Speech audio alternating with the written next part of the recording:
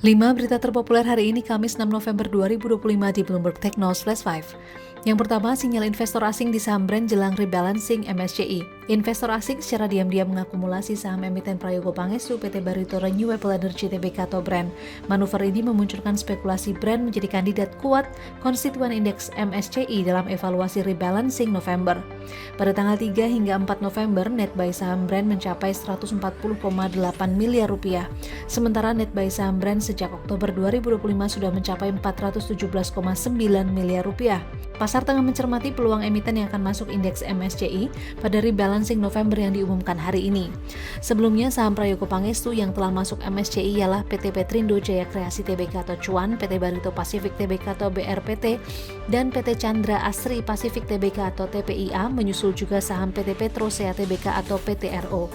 Head of Research Kiwum Sekuritas Liza Kamelia Suryanata menyebut ada 3 alasan indeks MSCI begitu penting di mata pelaku pasar. Pertama, semakin banyak saham RI masuk ke indeks global seperti MSCI akan meningkatkan daya tarik IPO di sektor yang strategis. Kedua, mendorong perbaikan kualitas pelaporan keuangan dan tata kelola, serta memperluas partisipasi investor institusi asing bagi pasar Indonesia. Kedua, melambat ekonomi Indonesia tumbuh 5,04% di kuartal 3 2025. BPS pada 5 November 2025 telah menyatakan ekonomi Indonesia tumbuh 5,04% pada kuartal 3 2025 lebih tinggi dari konsensus Bloomberg yang 5%. Meski demikian, capaian ini sedikit melambat dibandingkan kuartal 2 2025 dengan PDB Indonesia tumbuh 5,12% year on year, tertinggi dalam 2 tahun terakhir. Sementara secara kuartalan, ekonomi Indonesia tumbuh 1,43%. Hal ini terjadi seiring dana IMF merevisi naik proyeksi pertumbuhan ekonomi global menjadi 3,2%. Pertumbuhan ekonomi negara berkembang diperkirakan mencapai 4,2%. BPS menyebut pertumbuhan ekonomi Tiongkok dan Singapura pada kuartal 3 2025 tumbuh melambat, sementara Korea Selatan dan Vietnam diperkirakan tumbuh lebih kuat. Kinerja perekonomian Indonesia pada kuartal 3 2025 ditopang konsumsi yang terjaga seperti makanan, minuman, akomodasi, serta barang dan jasa lainnya yang tumbuh 5,76% year on year dan 7,49% year on year.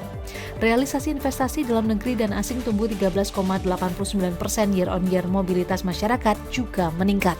Ketiga, ekonomi RI tumbuh 5,04% ungguli Singapura dan Cina. BPS pada Rabu 5 November 2025 melaporkan data ekonomi Indonesia periode kuartal 3 2025 tumbuh 5,04% dibandingkan periode yang sama tahun lalu.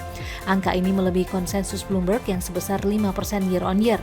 Pertumbuhan ekonomi Indonesia diperoleh dari PDB Indonesia yang mencapai 6.060 triliun rupiah berdasarkan ADHB pada kuartal 3 2025.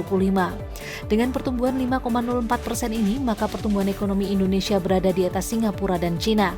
Namun pertumbuhan ekonomi Indonesia tidak lebih baik dari negara tetangga Malaysia.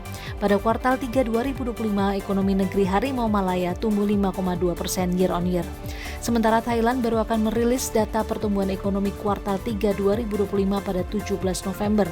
Tetapi Bank Sentral Thailand atau BOT memberikan sedikit gambaran bahwa secara umum ekonomi Thailand melambat pada kuartal 3 2025 dibandingkan kuartal sebelumnya. Keempat, Menhaj tunjuk Garuda dan Saudia jadi maskapai haji 2026. Menteri Haji dan Umroh atau Menhaj Muhammad Irfan Yusuf menyatakan PT Garuda Indonesia dan Saudia Airlines menjadi maskapai yang memenuhi syarat administratif, teknis, dan operasional penyelenggaraan haji 2026. Hal ini didapat setelah proses seleksi yang dimulai pada 16 Juni 2025 terhadap 6 maskapai nasional dan 1 maskapai asing dari negara tujuan. Nantinya Garuda Indonesia akan melayani sekitar 102.502 anggota jamaah haji dan petugas kloter dari Aceh, Medan, Padang, sebagian Jakarta, Pondok Gede, Banten, Solo, Yogyakarta, Banjarmasin, Balikpapan, Makassar, dan Lombok. Sementara Saudia Airlines akan melayani sekitar 101.860 anggota jamaah dan petugas kloter dari Batam, Palembang, sebagian Jakarta, Pondok Gede, Jakarta, Bekasi, Kertajati, dan Surabaya. Irfan menyebut pembagian ini disusun dengan mempertimbangkan efisiensi rute, ketersediaan armada, serta kapasitas bandara embarkasi masing-masing. Ia juga memastikan seluruh mekanisme seleksi dilakukan terbuka, profesional, dan berorientasi pada pelayanan terbaik bagi jamaah. Kelima, Kemenq bidik pertumbuhan investasi 5,8% pada 2026. Direktur Jenderal Strategi Ekonomi dan Fiskal atau DJSEF Kementerian Keuangan, Febrio Nathan Kacaribu menyatakan target pertumbuhan investasi mencapai 5,8% pada 2026. Sejalan dengan hal tersebut, Febrio berharap pembentukan BPI Danantara dapat berkontribusi bagi investasi, utamanya terhadap pertumbuhan ekonomi nantinya. Menurut Febrio, pertumbuhan ekonomi Indonesia masih banyak didorong oleh konsumsi rumah tangga yakni 50%, sementara kontribusi investasi terhadap PDB 30%, sehingga peningkatan kontribusi investasi menjadi krusial untuk memperkuat struktur ekonomi. Pada kesempatan terpisah, BPS kemarin telah mengumumkan pertumbuhan ekonomi Indonesia mencapai 5,04%, lebih tinggi dibanding konsensus pasar. Meski demikian, capaian pertumbuhan ekonomi sedikit melambat dibandingkan kuartal 2 2025 Indonesia yang tumbuh 5,12% year on year, tertinggi dalam 2 tahun terakhir. Itu dia 5 berita terpopuler pilihan Bloomberg Technos hari ini. Ikuti terus update selanjutnya di www.bloombergtechnos.com.